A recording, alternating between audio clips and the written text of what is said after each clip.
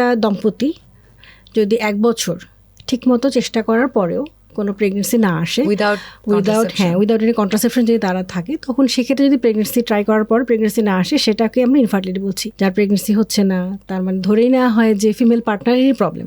But certainly এটা একটা definitely, যেহেতু প্রেগনেন্সি হওয়ার জন্য বাবা মা দুজনেই দায়ী, তাহলে না হওয়ার জন্য অলমোস্ট ইকুয়ালি দায়ী। বন্ধাত্ব এমন একটা বিষয় যেটা হচ্ছে বাংলাদেশে মানুষজনের কাছে খুবই বড় এবং সবসময় একটা মেয়েকে এটার জন্য দায়ী করা হয়। প্রথমত জানতে চাই ইনফার্টিলিটির সংজ্ঞাটা, বা এটা বলতে আমরা কি বুঝি?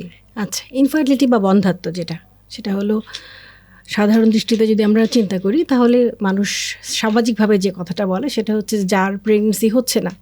বাট আমরা মেডিকেল সায়েন্সে যেটা ডিফাইন করে এভাবে, যদি হলো একটা দম্পতি যদি 1 বছর ঠিকমতো চেষ্টা করার পরেও কোনো প্রেগনেন্সি না আসে, উইদাউট এনি কন্ট্রাসেপশন যদি তারা থাকে, তখন সেক্ষেত্রে যদি প্রেগনেন্সি ট্রাই করার পর প্রেগনেন্সি না আসে, সেটাকে আমরা ইনফার্টিলিটি বলছি।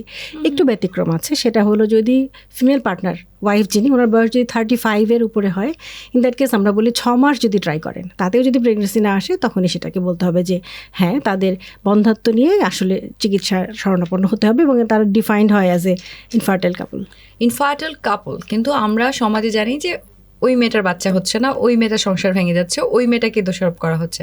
আমাদের এটা আসলে পুরো বাংলাদেশের সিনারিওটা এখন কিছুটা হলেও হয়তো বা চেঞ্জ হয়েছে, তাও আমি বলবো যে ওরকম করে না।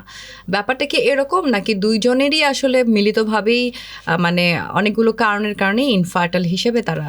হ্যাঁ, খুবই যুক্তিযুক্ত একটা প্রশ্ন। আসলে আমাদের সোসাইটিতে সাধারণত মেয়েদেরকে দায়ী করা হয়, বলা হয় যে যার প্রেগনেন্সি হচ্ছে না, তার মানে ধরেই নেওয়া হয় যে ফিমেল পার্টনারেরই প্রবলেম। বাট সার্টেনলি এটা একটা ডেফিনেটলি, যেহেতু প্রেগনেন্সি হওয়ার জন্য বাবা মা দুজনেই দায়ী, তাহলে না হওয়ার জন্য অলমোস্ট ইকুয়ালি দায়ী। আমরা যেভাবে ভাগ করি, বেসিক্যালি 30% কজ সোললি ফিমেল পার্টনারের থাকে, 30% কজ থাকে মেল পার্টনারের, আর 30% থাকে কম্বাইন্ড। দুজনেরই হয়তো অল্প অল্প করে কিছু সমস্যার কারণে কম্বাইনলি প্রেগনেন্সি হচ্ছে না, আর 10% থাকে, এটাকে আমরা আনএক্সপ্লেইন বলি। বেসিক্যালি আমরা যদি ধরি অলমোস্ট 50-50%ই হলো মেল ফিমেল পার্টনার দায়ী। বাট সোশ্যাল স্টিগমা যেটা রয়ে গেছে, সেটা হলো যে আসলে সবসময় মেয়েদেরকেই দায়ী করা হয়। ব্যাপারটা আসলে তা নয়, এটা ইকুয়ালি দুজনেই রেসপন্সিবল থাকতে পারেন।